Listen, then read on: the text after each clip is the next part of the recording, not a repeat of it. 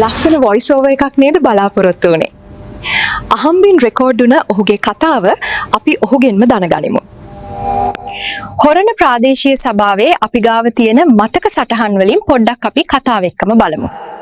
මම රජයේ සේවයේ අද වෙනකොට අවුරුදු 37ක් රජයේ සේවයේ තනතුරු වල කටයුතු කරලා තියෙනවා. හොරණ ප්‍රාදේශීය සභාවට මම ආවේ 2021 ජූලි මාසයේ.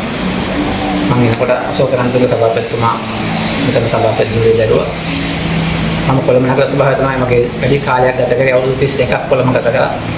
ඒ වෙලාවේ පළාත් පාලන කොමසාරිස්තුමා කතා කරලා කොළඹ ප්‍රාදේශීය සභාවට ලේකම්වරු දැම්මට සමහර අය එන්න කැමති නැහැ කියලා කිව්වා. ඉතින් ඒ පාර මේක බාර ගන්න බෑ මම කිව්වා මේ කොළඹයි මම ඉතින් මම හොරණ කියන්නේ මොකද කියලා දන්නේ නැහැ. කියලා කිව්වට නම් ඉතින් එන්න කිව්වා මම ඒ වෙලාවේ මගේ විමසෝක මහත්තයාට ඇවිල්ලා යාට සභාව ලේකම් කරේ ෆෝන් කියනකොට මම ඒ වැඩේ ඒ වෙලාවේ බාරගත්තා. ඒ වගේ වැඩ බලන ලේකම් වලින් තමයි ඒ වෙලාවේ මම දැන්නේ. හැබැයි ඉතින් ඇවිල්ලා ජූලි මාසේ දෙසැම්බර් මාසේ වෙනකොට අපේ අයවැය ලේඛනේ පරාජයටපත් වුණා. මාස 3-4යි සභාපතිතුමා දෙපාරක් කර දුනා. ඊට පස්සේ එතුමාගේ දුරයත් අහෝසි වෙලා අලුත් තත්ත්වයක් ඇති වුණා.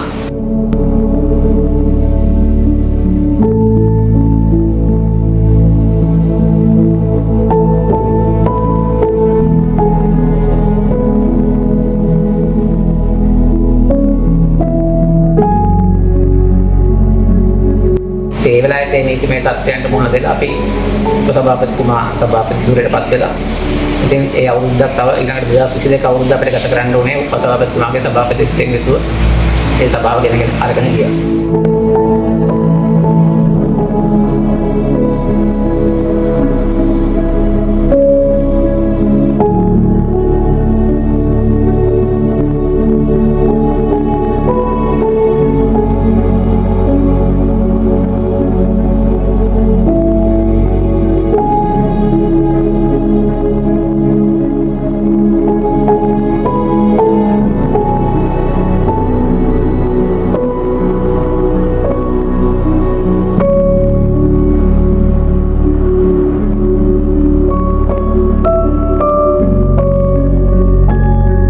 ඊට පස්සේ මගේ තනතුර ස්ථිර වෙලා ආය නැවත කොළඹ ප්‍රාදේශීය සභාවේ ලේකම්වරයා මම පත් වෙන්න අවස්ථාව ලැබුණා. ඊළඟට අපිට කාලයක් ආවා 2023 මාර්තුවේ ඉඳලා 2025 ජූලි වෙනකම්ම අපිට කටයුතු කරන්න වුණා මේ සභාවක් නැතුව. 5 ජූනි වෙනකම් අවුරුදු 2කටත් වැඩි කාලයක් සභාවේ බලතල කාර්යකර්තව්‍යයේ දීමේ නිලධාරී හැටියට කටයුතු කරලා ලැබුණා. ලොකු බලයක් ඒ වෙලාවට තිබුණා. අද අපි සභාපතිතුමාට බලයක් තිබුණා. සභාපතිතුමාට ඕන සභාවට ඉදිරිපත් කරන්න ඕනේ. මට ඒකත් වරුන්නේ නැහැ. දැක්කලා තීරණය කරන් මොන දෙයක් ක්‍රියාත්මක කරන්න පුළුවන්කම තිබුණා.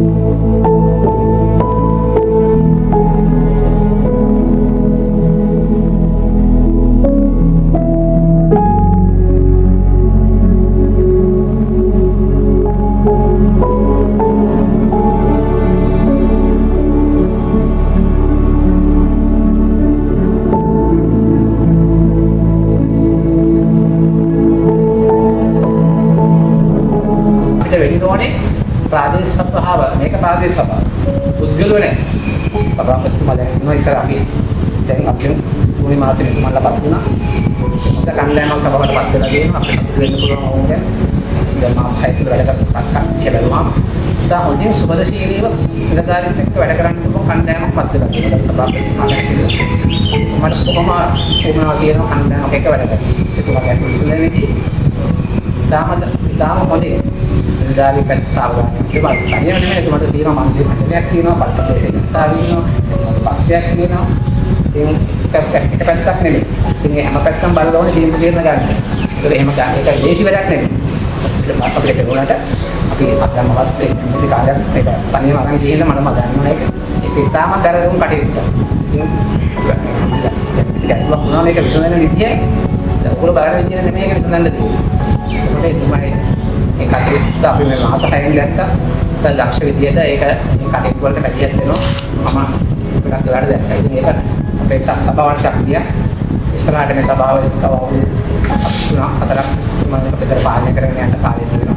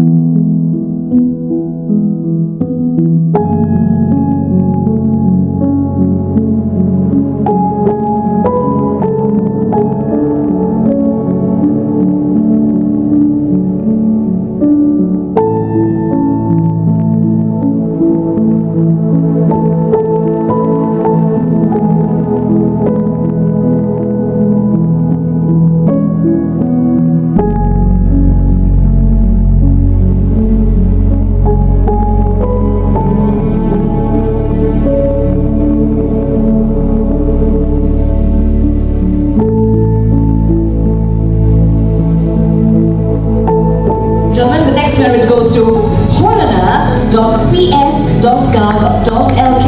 Congratulations to you. Horner Pradeshya.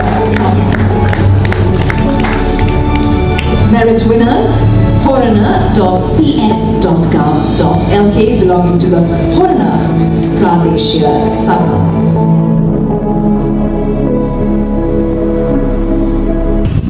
කරන සම්මානය ගත්තා. අපි පහුගිය අවුරුදු දෙකේ 2009ට පස්සේ 2022 තමයි අපි පටන් ගත්තේ මේ වාර්ෂික වාර්තාව හැමදාම හදලා ඉදිරිපත් කරන්න 22 අවුරුද්දේ අපි සාමාන්‍ය සහතිකයක් ගත්තා. 23 සාමාන්‍ය සහතිකයක් ගත්තා. මේ අවුරුද්දේ ලංකාවෙන් පළවෙනි වෙලා ලං සම්මානය හම්බුන හොරණ ප්‍රාදේශ සභාව. ඒක විශේෂ ජයග්‍රහණයක් අපේ අවුරුදු 6කට විතර ඉස්සර කඩුවෙල මහනගර සභාවට ඒක හම්බුලා තිබුණා.